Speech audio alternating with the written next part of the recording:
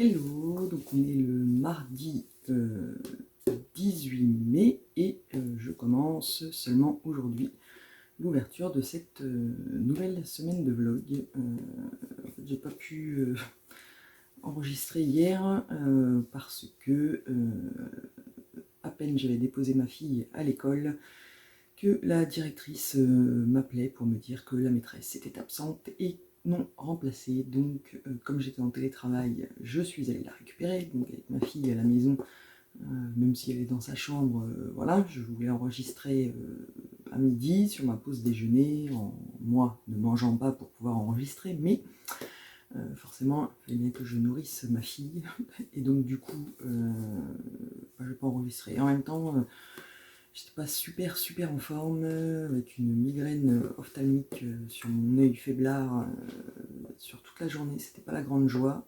Ce matin, c'est toujours pas des conditions optimum pour... voilà, j'ai toujours mal, mais voilà, ça va un petit peu mieux. En tout cas, faut pas se laisser abattre et faut y aller parce que sinon, je n'enregistre jamais, quoi. Donc, le week-end étant passé, j'ai terminé Le chant de nos filles de Deb Spera, qui est paru chez Charleston et disponible chez Pocket, qui est une excellente lecture que j'ai beaucoup aimée de par le caractère des personnages, en fait, des trois femmes que l'on suit dans cette histoire.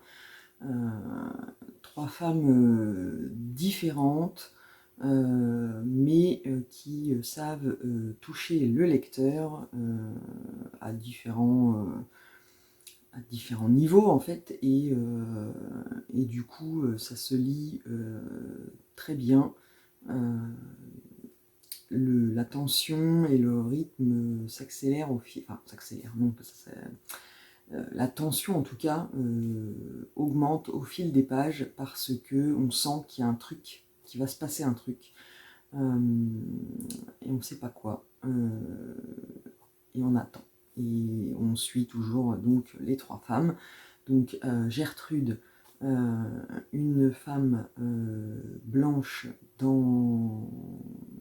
très pauvre, qui a beaucoup de mal à s'en sortir avec la crise économique, enfin la crise qu'il y a à ce moment-là, avec son mari violent, enfin voilà, qui ne lui fait pas une vie heureuse. Elle n'a eu que des filles, pas de garçons pour perpétuer la lignée, voilà, donc ça joue aussi sur ce que son mari peut penser d'elle. Et comme elle ne peut pas continuer à vivre comme ça, elle fait un truc et elle prend une décision qui voilà, pourrait mettre en péril sa vie, tout ça.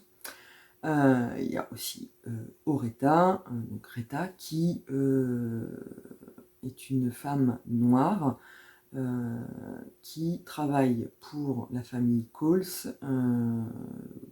Elle a pris la suite de sa mère. La seule différence, c'est que sa mère était esclave et elle ne l'est pas, parce que l'esclavage a été aboli. On est en 1924. Mais malgré tout, elle continue à travailler pour cette famille au sein de laquelle elle a toujours vécu. Et donc elle vit dans une petite maison avec son mari qui a été blessé il y a longtemps, mais qui continue à travailler pour participer à subvenir aux besoins de la famille. Et il y a Annie, Annie Coles, qui est la femme du patron, enfin, la femme de classe sociale un peu plus aisée, qu'on suit aussi, et on vit avec elle son drame personnel, en fait. Elle s'est fâchée avec ses deux filles qui ont quitté la maison il y a des années, parce que un de ses fils s'est suicidé quand il avait 12 ans. Ça l'a dévasté, plus ses filles qui sont parties. elle doit vivre avec ça sans savoir le pourquoi du comment. Et donc, voilà. Et ces 3 femmes qui sont dans ce roman ont tout un caractère fort. Voilà. Et on suit ce qui leur arrive. On sait qu'à un moment, leurs destins vont se mêler. Et effectivement, leur destin se mêle et c'est très bien. J'ai énormément aimé cette lecture. C'est écrit bien, c'est fluide, ça se lit bien, les chapitres sont ni trop courts ni trop longs, ça dynamise bien, on passe d'un personnage à l'autre. Il y a quelques chapitres où dans le même chapitre on suit différents personnages qui sont signalés. Enfin, la construction est très bien faite. Enfin, c'est vraiment une très belle lecture, une belle histoire de femmes courageuses qui mènent leur vie et aspirent toutes au bonheur malgré les péripéties, non, les obstacles que la vie peut mettre devant elles. Donc vraiment, je vous le conseille si vous ne l'avez pas lu.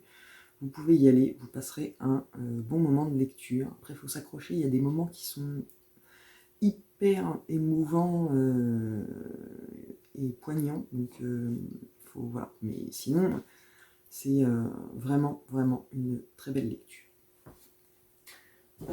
Ensuite, alors, j'ai passé mon week-end avec ces 3 romans, qui sont donc la collection Love in Box, parue chez Fleurus, dont je vous avais parlé en plus dans le précédent vlog, qui sont 3 romans écrits par 3 auteurs différents, à partir d'une même base, qui est un message internet envoyé à l'héroïne du roman pour un message d'amour, je ne vois que toi. Voilà. Alors, j'ai lu les 3. Et je pense qu'en fait, vu que c'est un service presse et que c'est une collection où les 3 vont ensemble, même si je ferai un avis séparé sur chacun, je vais pas trop en parler là parce que je pense que ce week-end, je vais tourner une vidéo spéciale et unique pour parler de ces 3 romans. Parce qu'en fait, ça fait quand même 3 romans, ça fait un peu long pour en parler dans le vlog, sinon il va faire 3 heures. Mais j'ai bien aimé. Et celui que j'ai préféré n'est pas celui que j'avais, on va dire, imaginé ou pressenti comme celui qui allait être mon préféré. C'est marrant, parce que j'ai lu Emma en premier, parce qu'au vu du résumé, j'avais imaginé que c'est celui-là qui allait le moins me plaire, et que du coup en le lisant en premier, hop, c'était bon, c'était fini, et voilà. Et en fait, c'est celui-là qui est mon préféré. Malgré un petit... Enfin, c'est pas une petite incohérence ou un petit truc au début, mais voilà, il y a un petit truc qui gêne au début, mais si on l'oublie, au final, toute l'histoire, j'ai beaucoup, beaucoup aimé cette histoire qui mêle le théâtre à l'histoire qui se déroule. En plus, bon, Emma a un complexe par son nez, et il est question de la pièce de Cyrano de Bergerac et de Roméo et Juliette. Et vraiment, j'ai beaucoup aimé. Alors, je ne vais pas m'étaler là maintenant, parce que sinon je suis partie, je vais vous faire tout. Mais du coup, c'est celui-là mon préféré. Je vous fais juste le classement. Alors, Lou, donc de Sophie Laroche, c'est celui-là que j'ai le moins aimé.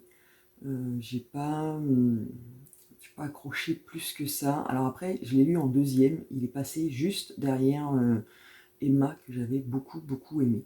Donc peut-être il a fait les frais de la lecture d'avant. C'est intéressant quand même, ça se lit bien. Voilà, il y a des thèmes, les thèmes abordés sont intéressants, voilà, mais j'ai moins accroché avec celui-là. Et donc j'ai fini celui-là, alors celui-là je l'ai lu hier, j'ai fini hier. Celui-là, c'est celui qui, au regard du résumé, je pensais que c'était celui-là qui allait emporter la victoire, on va dire, sur les trois, que c'est celui-là qui allait me plaire le plus. Alors, j'ai beaucoup aimé aussi, mais je trouve qu'il est un chouïa en dessous de Emma, parce que dans celui-là, on est... j'ai trouvé ça un peu moins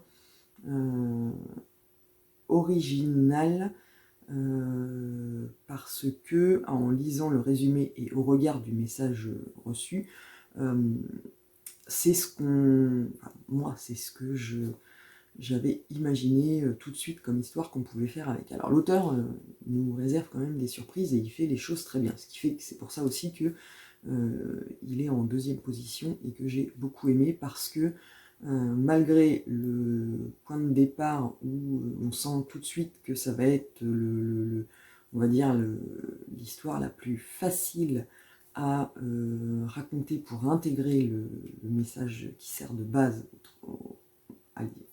au concept, l'auteur a quand même réussi à nous surprendre, et du coup j'ai beaucoup aimé. En plus il y a beaucoup d'humour dedans, enfin voilà, donc j'ai beaucoup aimé. Donc voilà pour ces trois lectures que j'ai faites à la suite les unes des autres pendant mon week-end. Et j'ai commencé hier soir, mais j'ai lu, et aussi un peu ce matin, mais bon, j'ai lu 40 pages, donc ça va être un peu court pour vous en parler.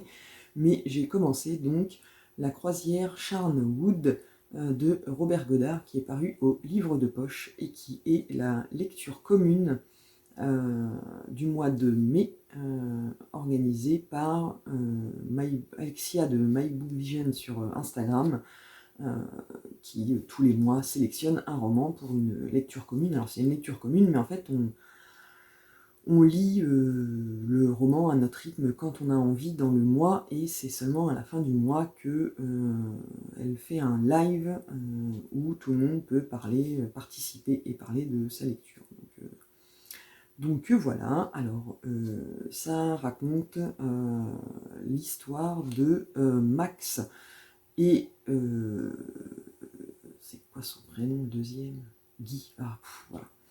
Max et Guy, qui sont deux amis de longue date, puisqu'ils ont fait la guerre ensemble, la Première Guerre mondiale, et voilà, qui quittent les États-Unis après avoir eu des problèmes, hein, forcément c'est des escrocs, donc pour ne pas avoir de problème, ils partent sur un paquebot qui fait la traversée en fait entre le Québec et l'Angleterre, et donc qui passe par New York. Donc eux ils embarquent à New York sur le bateau pour partir en Angleterre. Et sur le bateau, ils rencontrent comment elle s'appelle? Parce que la tante c'est Vita, je crois. Comment elle s'appelle? Je sais pas, les neurones en face, bien connectés avec la migraine, c'est pas le... comment elle s'appelle? Vita. Bon, bref, parce que je vais pas la retrouver là. Et bref, donc il y a la vieille Charnwood,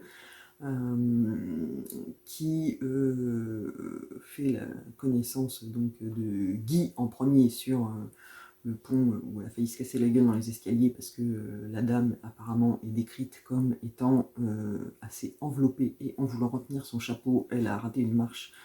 Et ce n'est que parce que Guy l'a rattrapé in extremis que ils ont sympathisé vite fait, et qu'elle les a elle l'a invité lui et donc son copain Max à une soirée où ils ont fait la rencontre de Diana, c'est ça, Diana, sa nièce. Et donc là, ils ont vu l'aubaine parce que la famille Charnwood est une famille assez riche et en escrocs qui se respectent, ils ont décidé d'arnaquer la famille en draguant la nièce pour essayer de... Voilà. Et donc j'en suis là, ça commence tout juste. Donc ça se lit bien, c'est ma première découverte de la plume de Robert Godard, et si vous avez vu les vlogs précédents, vous avez dû voir que j'en ai acheté une flopée avant même de savoir si j'allais aimer. Le côté un peu taré et compulsif des achats, des résumés qui me plaisent bien et que j'achète, et que voilà, même si j'essaye de temporiser, même si bon, c'est un peu difficile et que je continue d'acheter parce que je ne peux pas m'empêcher de craquer. Mais voilà, donc ce sera ma première découverte de la plume de l'auteur et on verra bien ce que ça va donner, puisque normalement dans cette histoire, il est censé se passer un crime pendant la croisière qui va contrecarrer les plans de Guy et Max. Du coup, voilà, tout le roman va être de réussir à déterminer qui est le meurtrier. Donc voilà, et ben c'est tout pour ce premier petit point. Aujourd'hui, je suis en présentiel au cabinet. Ma fille va rester toute seule à la maison puisque la maîtresse n'est encore pas là aujourd'hui et non remplacée. Donc on reçoit le mail comme ça et organisez-vous, ouais youpi. Moi ça va, la mienne elle est grande, elle arrive à rester toute seule. Sans s'ennuyer, elle est même hyper contente, hier elle sautait partout quand je lui ai dit qu'elle allait rester toute seule aujourd'hui à la maison. Bon, bref, moi je vais aller au travail, mais sur ma pause déjeuner, je vais me précipiter à la librairie pour aller récupérer ma commande et je vous montrerai demain matin. Donc, à bientôt. Hello, donc on est le mercredi 19 mai. Et puis voilà, c'est une nouvelle journée qui commence, une nouvelle séquence de vlog. Je suis un peu perturbée parce que là j'ai l'impression d'être un peu flou et palichonne sur le retour vidéo, ça me perturbe un peu, mais bon, bref. Donc, petit point sur mes lectures. Je suis toujours donc dans La croisière Charnwood de Robert Godard, paru au livre de poche que je lis dans le cadre de la lecture commune organisée par My Book Vision sur Instagram pour le mois de mai. Et j'aime bien. J'ai lu une centaine de pages. L'écriture est sympathique, ça se lit bien. Première surprise, le titre nous dit La croisière Charnwood. Et quand je vous avais présenté ce roman, en vous expliquant de quoi il allait être question, dans mon esprit, tout le roman se passait sur un bateau, vu le titre, voilà. Et en fait, pas du tout.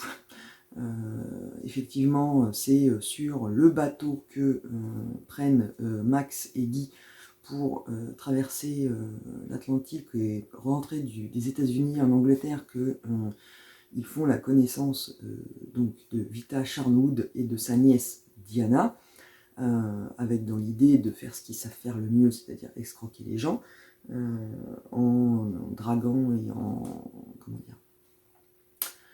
en s'attachant les faveurs de la jeune Diana pour après compter sur escroquer le père en question pour avoir de l'argent pour lourder la fille.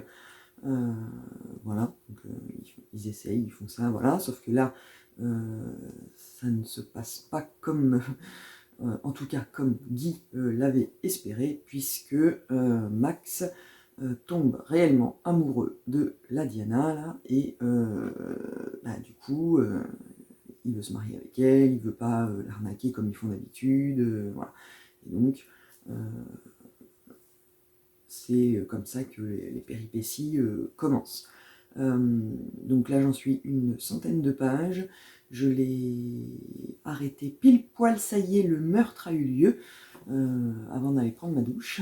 Et on va bien voir. Donc, je ne vous dis pas qui meurt, parce que c'est vrai qu'en fait, pour le coup, on lit les 100 dernières pages. On sait qu'il va y avoir un meurtre, puisque c'est dit sur la 4e de couverture, et on ne sait pas qui, quand. Et donc on attend, on lit ce qui se passe en se disant mais qui va bien pouvoir mourir. Et bien au bout de 100 pages, c'est chose faite. Et maintenant j'ai hâte de voir comment ça va évoluer et voilà. Mais sinon c'est vrai que c'est très agréable à lire, la plume est fluide, ça va, ça se lit bien, donc affaire à suivre pour voir comment ça va se faire. Alors j'ai vu, je crois que c'est Alexia qui m'a mis un petit commentaire qui disait que c'était pas son meilleur.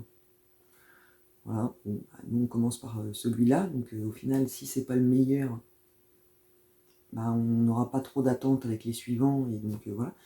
Donc on verra bien. Moi pour l'instant, comme je vous dis, au bout de 102, au bout de 100 pages lues, j'aime beaucoup.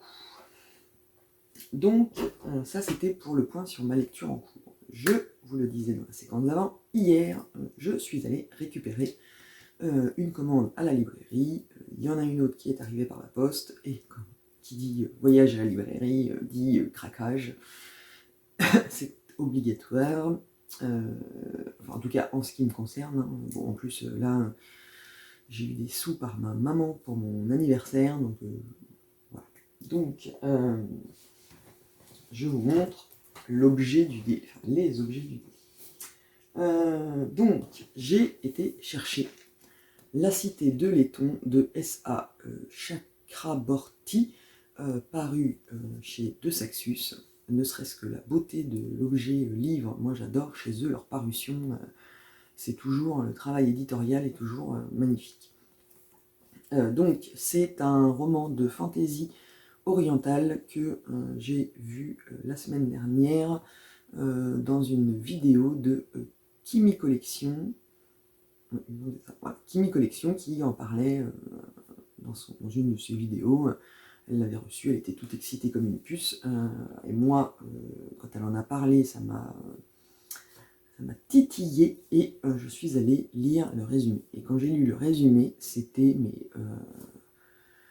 un peu un coup de foudre pour le thème de l'histoire, et donc je me suis précipité sur le site de ma librairie pour voir s'il l'avait en stock. Il l'avait en stock. J'ai commandé, payé en ligne, et je n'avais plus qu'à aller le récupérer hier. Et donc, c'est une histoire qui se passe au Caire et qui met en scène Nari, une jeune escroc au talent inégalé, lecture de la main, exorcisme, mystérieux don de guérison. Elle a fait des nobles ottomans sa cible principale dans le but de survivre. Sauf qu'un jour, pendant l'un de ses coups, elle invoque accidentellement Dara, un mystérieux guerrier djinn, et elle va comprendre trop tard que même les stratagèmes les plus intelligents peuvent avoir des conséquences mortelles. Forcés de fuir le Caire, Dara et Nari voyagent ensemble à travers les sables chauds et balayés par le vent grouillant de créatures de feu et de rivières où dorment les mythiques Marids, des ruines de métropoles humaines autrefois magnifiques aux montagnes où les oiseaux de proie ne sont pas ce qu'ils semblent. Leur périple a pour destination Daevabad, la légendaire cité de Letton. Moi, ce genre d'histoire avec des péripéties comme ça me plaît bien. Donc, je l'ai récupéré hier, et je pense que dès que je vais avoir fini la croisière Sherwood, il va bouleverser tout mon programme, entre guillemets, de lecture, et je pense que je vais me l'enfiler derrière. Ça va dépendre quand je vais finir la croisière Sherwood, parce que, comme d'habitude, on est sur une pavasse à 600 pages, donc je ne l'emmène pas au travail. Donc, voilà. Si je peux me le caser ce week-end, c'est bien, sinon ça attendra, sachant qu'on a un week-end de 3 jours. Sinon, je le caserai l'autre week-end. Voilà. Donc ça, c'était mon premier achat. Et forcément, je ne pouvais pas que rentrer dans la librairie, aller chercher ma commande et ressortir. Non, j'ai fait un tour, je suis allé voir les différentes tables, voilà. Et le premier qui a sauté dans mon panier est aussi une belle bricasse, et donc c'est Crescent City de Sarah J. Maas, paru chez De Saxus, toujours. Alors, quand vous voyez l'épaisseur du truc, il fait 955 pages. Alors, Sarah J. Maas, c'est une autrice que je ne connais pas. Je sais qu'elle a écrit la série Un palais d'épines et de roses. Je les ai tous dans ma liseuse, mais je les ai pas encore lus. Alors là, pour celui-là, clairement, on va dire que j'ai fait mon... Enfin, j'aime pas cette expression, mais j'ai fait un peu mon mouton. Enfin, encore que non, même pas, parce que s'il m'avait pas plu, j'aurais pas pris. Mais on l'a vu partout là sur Instagram, tout le monde l'a reçu, tout le monde... Voilà. Et moi j'avais lu le résumé. Le résumé me plaisait bien. Et en fait, ce qui a déterminé mon choix de le prendre là maintenant et de ne pas attendre, c'est qu'il n'y en avait qu'un à la librairie. Et que j'y étais et que je me suis dit, non mais tu vas être raisonnable, tu vas pas le prendre. Et puis après, tu vas regretter d'avoir été raisonnable, tu vas le vouloir. Et à ce moment-là, si tu le trouves plus, ça va être la frustration. Donc pour le coup, plutôt que d'avoir des regrets de ne pas l'avoir pris, j'ai préféré le prendre. Et on verra bien quand je le lirai, parce que celui-là, concrètement, 950 pages, voilà, c'est même plus de la brique, c'est du parpaing. Donc, c'est aussi une histoire de fantaisie où on est avec Bryce, une jeune femme mi-fae, mi-humaine, qui a une vie parfaite. Elle travaille la journée chez un marchand d'antiquités qui vend des artefacts magiques et fait la fête toute la nuit avec ses amis en savourant chaque plaisir qu'offre Lunation, plus connu sous le nom de Crescent City. Mais un jour, un véritable meurtre va venir ébranler les fondations de la ville, de même que le monde de Bryce. 2 ans plus tard, son travail ressemble à une impasse et elle se plonge dans l'oubli en écumant les clubs les plus fameux, mais lorsque le meurtrier frappe de nouveau, Bryce se retrouve entraîné dans l'enquête et doit faire équipe avec Hunt, un mystérieux ange déchu, n'importe quoi, dont le passé noir hante chacun de ses pas. Ce dernier est l'assassin personnel des archanges et il doit protéger la jeune femme, même s'il lui porte peu d'intérêt. Voilà. Donc un peu une enquête policière, enfin un meurtre, machin, voilà, c'est bon, sur fond de fantaisie, de trucs un peu ange déchu, bad boy, machin, voilà, je prends. Donc on verra bien quand est-ce que je vais pouvoir me le caser en lecture, et voilà, en attendant, au moins je l'ai, je ne regretterai pas. Ensuite, j'ai craqué sur... Alors, en fait, je vous montre les deux en même temps parce que c'est de suite. Enfin, les deux vont ensemble. Donc, celui-là, c'est le tome 1. Enfin, c'est ce que je pensais être le tome 1, parce que c'est marqué dessus, enfin à l'intérieur, Blitz 1, et celui-là, c'est Blitz 2. Donc, on est avec Blackout de Connie Willis chez Bragelonne Science-Fiction, et All Clear, toujours de Connie Willis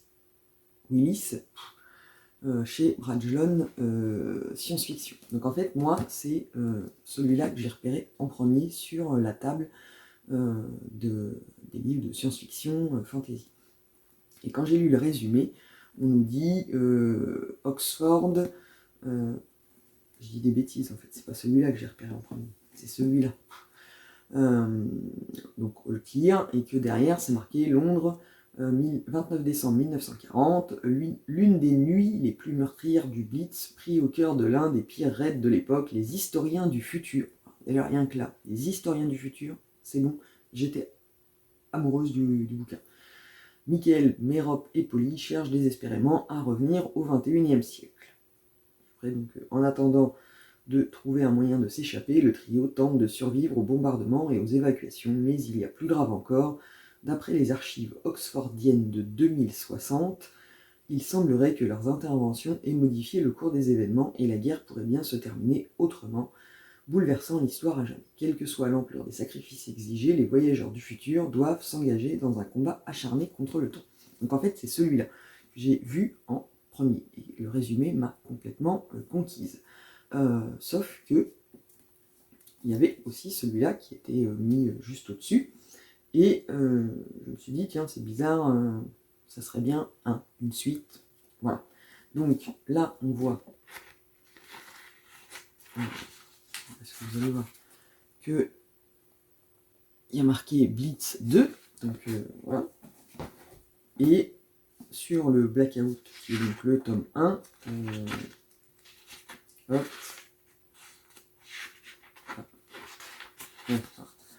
il y a Blitz 1. Donc pour moi, c'était une duologie, donc du coup, je lis le résumé du 1 qui dit Oxford, futur proche, l'université est définitivement dépoussiérée, historien est devenu un métier à haut risque, car désormais, pour étudier le passé, il faut le vivre, littéralement. Michael Davis se prépare pour Pearl Harbor, Merope Ward est aux prises avec une volée d'enfants évacués en 1940, Polly Churchill sera vendeuse en plein cœur du Blitz, et le jeune Colin Templer irait n'importe où, n'importe quand pour Polly. Ils sont aux premières loges, une aubaine pour des historiens, sauf quand l'histoire elle-même se met à dérailler, et si finalement il était possible de changer le passé. Donc en fait, pour moi, donc j'ai acheté les deux, parce que forcément, j'avais tellement craqué, ça un peu dans le même...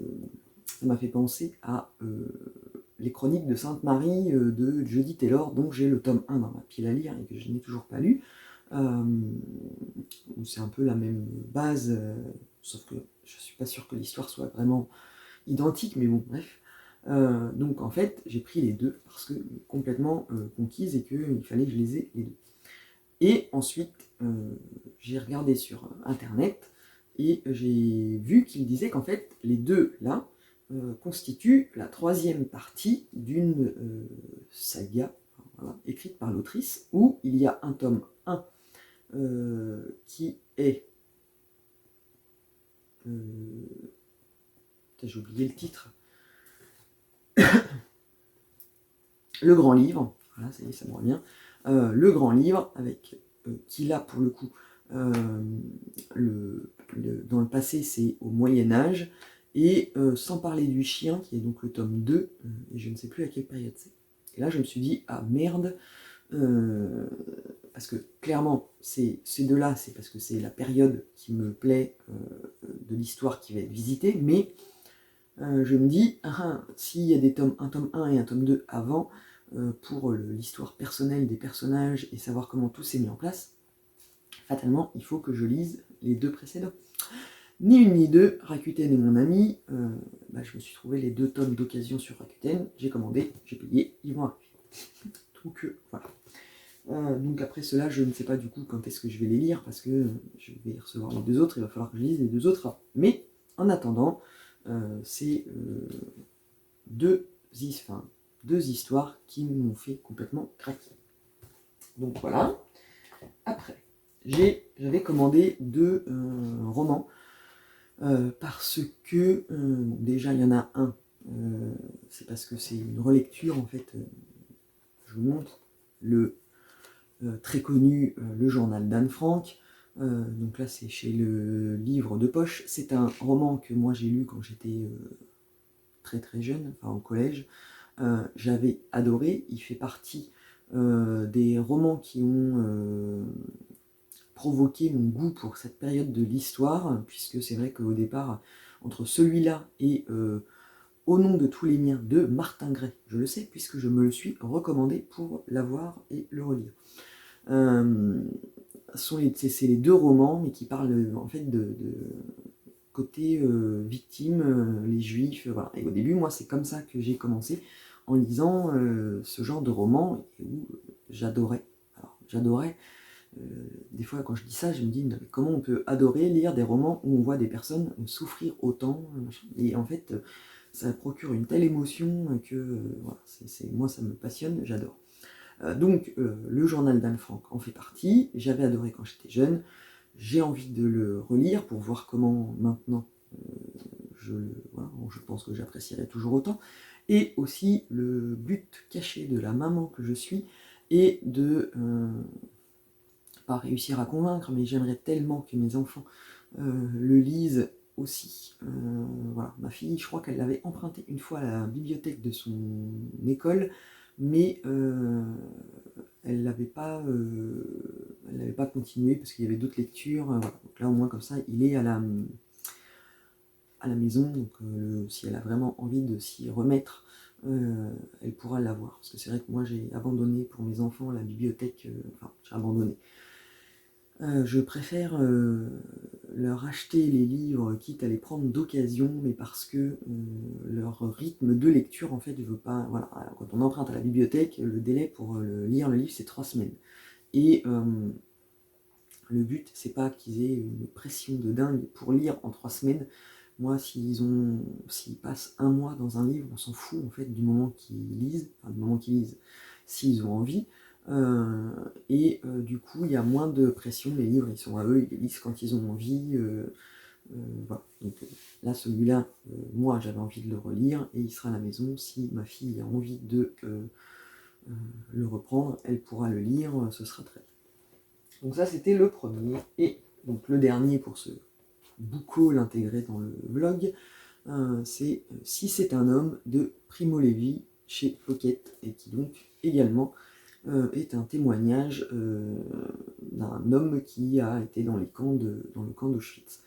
C'est un livre que je n'avais jamais lu, que je connaissais de nom, mais que j'avais jamais lu. Et là, je l'ai revu récemment chez Madame Chachali, je crois, dans un vlog, elle en parlait, et je me suis dit, mais attends, pourquoi tu l'as pas lu celui-là?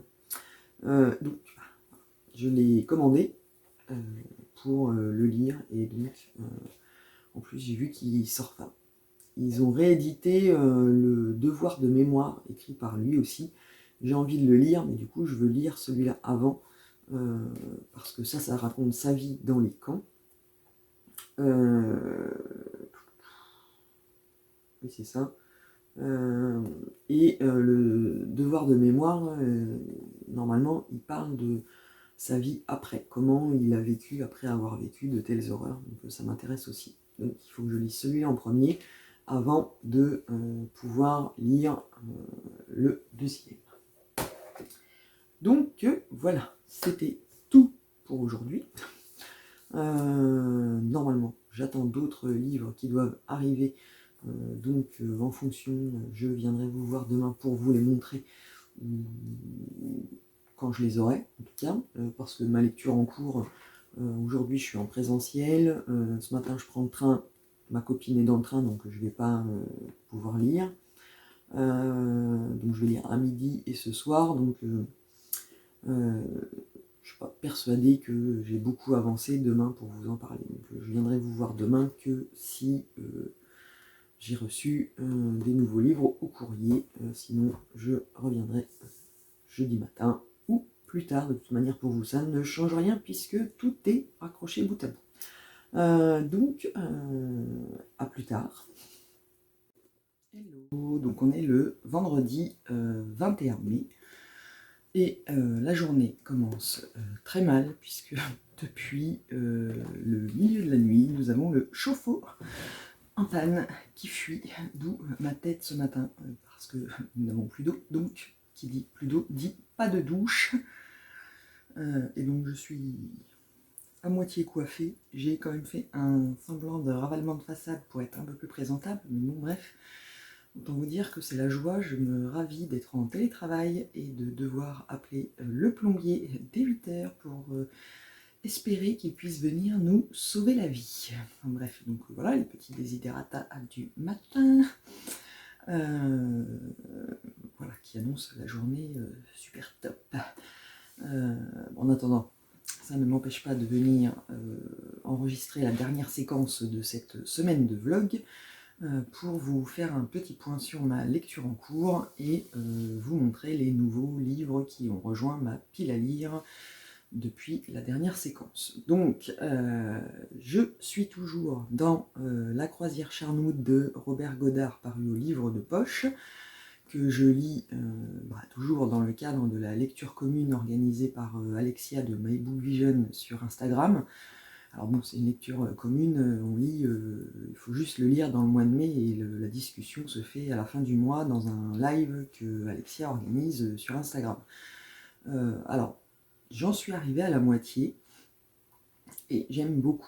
Le rythme peut paraître lent, c'est pas trépidant, il se passe pas des tonnes de trucs, mais j'aime beaucoup la manière dont est construite l'intrigue, parce qu'en fait, on ne suit pas un policier. En fait, on suit Guy, un des deux escrocs qui était sur le bateau qui revenait des États-Unis. Et donc, c'est vraiment lui qu'on suit plus précisément. Et donc, c'est une enquête qui n'est pas celle de la police, même si on voit justement l'inspecteur Hornby qui enquête, lui, sur le meurtre qui a eu lieu et qui vient interroger, ou tenir des petites conversations avec Guy et qui donne des indices et qui oriente un peu, voilà. Mais non, c'est très bien fait, j'aime beaucoup. C'est fluide, ça se lit bien. Là, on a eu quelques rebondissements et l'intrigue s'est un peu complexifiée. Donc j'aime beaucoup, j'ai hâte de voir comment ça va évoluer. Alors moi, je me suis fait ma petite hypothèse sur ce qu'il en était. Après, à voir si c'est ça ou pas. À mon avis, je le saurai qu'à la fin.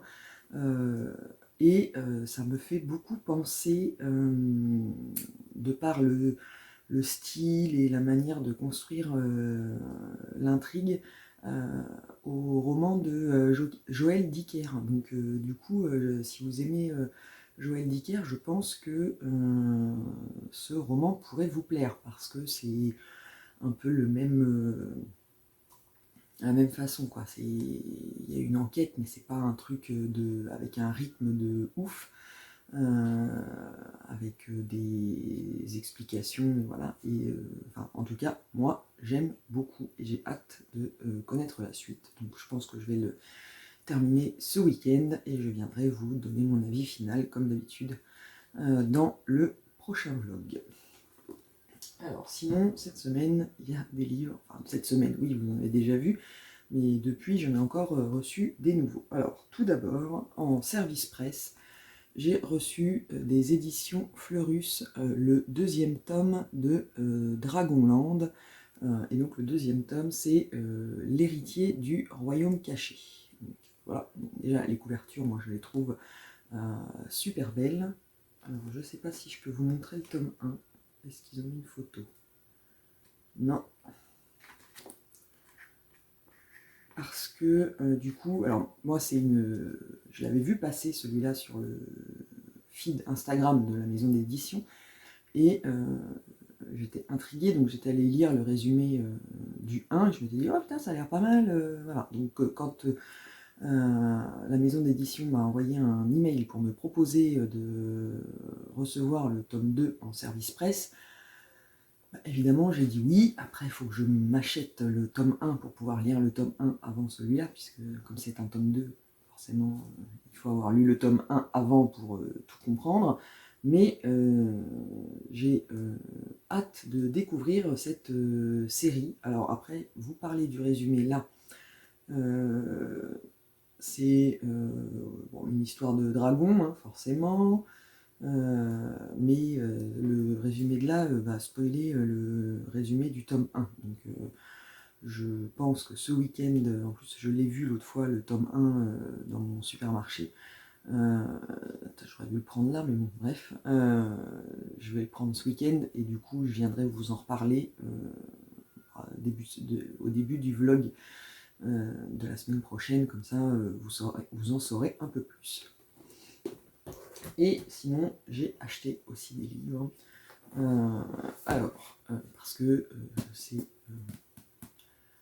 mercredi, je suis allée à la FNAC pour, grâce aux sous que ma maman m'a donné pour mon anniversaire, pour m'acheter une nouvelle liseuse. Et que je vous montrerai plus tard, parce que là elle est toute moche et toute nue. J'attends la coque que j'ai achetée pour lui mettre dessus, donc je vous la montrerai quand elle sera plus présentable. En allant à la FNAC pour acheter la liseuse, évidemment j'ai fait un tour dans les rayons, et sur le mur, ils ont un mur où ils mettent les nouveautés, voilà, j'ai été complètement attirée par une couverture, et quand j'ai lu le résumé, j'étais conquise, c'était fini, je l'ai pris. Donc ce roman, c'est Le Sauvage de Guillermo Arriaga, qui est paru chez Fayard au début, en 2019, et qui donc est sorti au livre de poche en mars 2021. Et alors moi, déjà, cette couverture rouge a attiré mon œil, et quand j'ai lu le résumé, j'avais trop envie de le lire. Ça fait partie de ces romans où en plus que je ne connais pas du tout, et que quand je lis le résumé, je craque complètement, et si je m'écoutais, c'est du aussitôt acheté, aussitôt lu. Il va pas faire long feu dans ma palle, parce que vraiment, j'ai très envie de le lire. Le résumé nous dit que dans l'Unidad Mondeo, quartier trépidant du Mexico des années 1960, la violence est une affaire quotidienne. Pour Juan Guillermo, elle est une présence obsédante qui l'a privé de ce qu'il avait de plus précieux, son frère aîné assassiné par les bons garçons, de dangereux fanatiques protégés par un très corruptible commandant de police. La vengeance devient son idée fixe, seul son amour fou pour Chelo pourrait l'extirper de la spirale de destruction dont il est captif. En contrepoint de cette histoire se déploie la quête d'Amaruk, un trappeur inuit lancé dans la traque sans relâche d'un grand loup à travers les forêts glacées du Yukon. Un périple qui le conduira dans les profondeurs de la folie et de la mort. Ces deux récits, subtilement enchevêtrés, forment une fresque éblouissante et féroce, faisant écho aux plus belles pages de Herman Melville et de Jack London, et tendent un miroir troublant au lecteur en lui dévoilant comment la société réveille le loup sauvage qu'est l'homme. Voilà, moi j'étais complètement fan du résumé. Et bon, voilà, format poche, il coûte 10,90 €. Après, il fait 946 pages. Belle bricasse.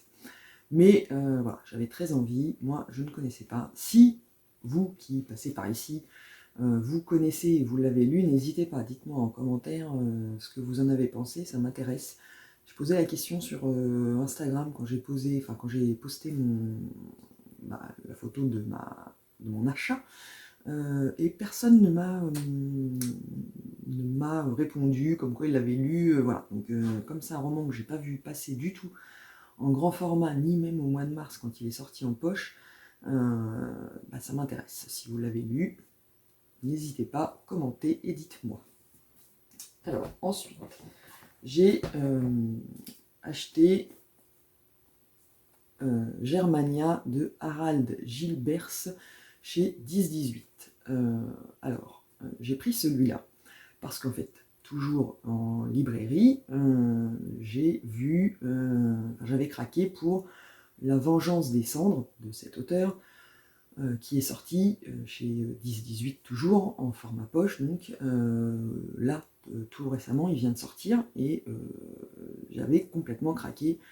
Bon, sur la couverture, évidemment, on a aussi un drapeau comme ça, donc on sait que c'est sur la Seconde Guerre mondiale. Et donc j'avais lu le résumé, j'étais complètement fan, sauf que quand j'ai ouvert à l'intérieur, je me suis rendu compte qu'en fait c'était le 4e opus d'une série qui met en scène un personnage récurrent, et que le premier tome, c'était Germania. Donc comme j'ai envie de découvrir la série depuis le début, bien sûr, je n'ai pas pris La Vengeance des Cendres en librairie, mais je me suis commandé par internet parce que je n'ai pas trouvé en librairie. En fait, ils avaient le tome 4, mais ils n'avaient pas les tomes précédents. C'est un peu débile, mais bon, bref. Donc comme je ne l'ai pas trouvé en librairie, je l'ai commandé et il est arrivé hier. Donc Germania, qui est donc le premier tome, où on est à Berlin à l'été 1944. des jeunes femmes sont retrouvées mortes, nues et mutilées devant des monuments aux morts de la Première Guerre mondiale. Contre toute attente, le SS Hauptsturmführer Vogler fait appel à Richard Oppenheimer, un ancien enquêteur renommé. Pourtant, Oppenheimer est juif et donc officiellement interdit d'exercer. Tiraillé entre son quotidien misérable dans une maison juive et le confort que lui offre son nouveau statut, Oppenheimer est de plus en plus inquiet. Tous les indices pointent vers un assassin appartenant à l'élite nazie. Si Oppenheimer échoue, son destin est scellé. Mais n'est-il pas encore plus dangereux de démasquer le coupable? Donc voilà, j'étais en plus très intrigué par le résumé qui... Voilà, donc j'avais très envie. Voilà. Moi, quand j'ai très envie, je ne résiste pas, je commande et je vais le lire très bientôt parce que c'est un sujet que j'aime beaucoup. En plus là, roman policier, donc ça donne en plus un petit plus à l'histoire. Donc j'ai hâte de voir comment ça va se faire. Et si j'aime bien, autant vous dire que tous les autres vont suivre. Et j'ai aussi acheté, contre toute attente, parce que les classiques, j'en lis pas beaucoup. Même si il fut un temps où j'adorais ça et j'en lisais beaucoup, j'en lis moins. C'est un tort, je pense que je vais remédier à ça parce que voilà, mais donc je me suis acheté Le Tour d'écrou de Henry James qui est paru au Livre de Poche dans leur collection classique.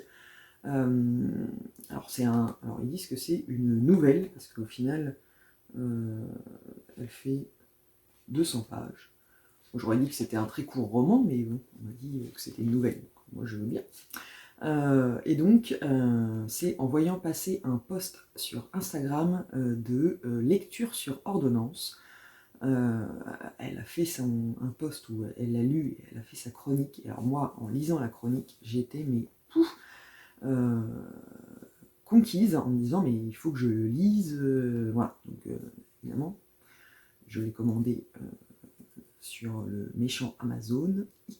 Et donc il est arrivé hier dans ma boîte aux lettres. Donc en fait on est dans le huis clos d'une vieille demeure dans la campagne anglaise, les lumières et les ombres d'un été basculant vers l'automne. Dans le parc, 4 silhouettes, l'intendante de la maison, 2 enfants nimbés de toute la grâce de l'innocence, l'institutrice à qui les a confiés un tuteur désinvolte et lointain. 4 ou 6, que sont Quint et Miss Jessel, les fantômes de serviteurs dépravés qui veulent attirer dans leurs rêtes les chérubins envoûtés, ou les fantasmes d'une jeune fille aux rêveries nourries de romanesques désuets. De la littérature, Borges disait qu'elle est un jardin aux sentiers qui bifurquent, que le Tour d'écrou n'en a pas fini d'égarer ses lecteurs. Voilà. Bon. Il fait 206 pages, il devrait se lire très vite, et j'espère l'aimer autant que j'ai aimé la chronique de lecture sur ordonnance qui m'a fait craquer pour ce roman ou cette nouvelle. Qu'est-ce qu'ils disent?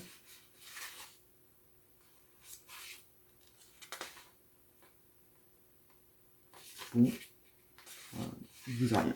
Ils disent pas que c'est un roman. Il paraît que c'est une nouvelle. Et bien on va dire que c'est une nouvelle. Faut que j'y pense pour ne pas répéter à chaque fois que c'est un roman. Et bien voilà, nous sommes arrivés au bout de cette séquence et je vais donc clôturer ce vlog ici. Comme d'habitude, si vous avez aimé et si j'ai parlé de romans que vous avez lus et aimés ou pas d'ailleurs, n'hésitez pas à laisser un commentaire pour qu'on puisse discuter et voilà. Je vous souhaite un bon après-midi, bonne journée, bonne soirée, suivant le moment où vous regardez cette vidéo. Et je vous dis à la semaine prochaine pour un nouveau vlog. Salut!